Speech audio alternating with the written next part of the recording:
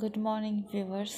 আজকে সকাল সকাল খুব তাড়াহুড়া করে ঘুম থেকে উঠে অফিসের উদ্দেশ্যে রওনা দিলাম। কেন জানি না, সকালে উঠি ঠিকই, কিন্তু রেডি হতে হতে খুব দেরি হয়ে যায়। সব কিছু গুছিয়ে নিতে নিতেই অনেক দেরি হয়ে যায়। তারপরে তো বাকিটা আছেই। যখন তাড়াতাড়ি যাই তখন গাড়ি পাই না, আর দেরি হলে তো কথাই নাই।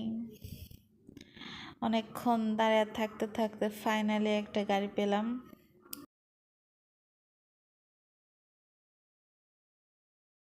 এই কুয়াশা, এই ঠান্ডার মধ্যে সকালের যে বাতাসটা, উফ, সেই একদম অস্থির একটা বাতাস।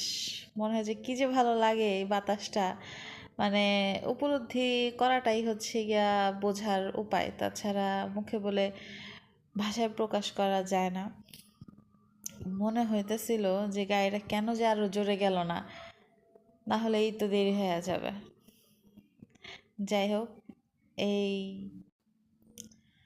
তারপর ফাইনালি এই সুন্দর একটা শীতের সকাল উপভোগ করতে করতে অফিসে যাওয়া, এই একটা রুট আমার কাছে অনেক বেশি ভালো লাগে। হাই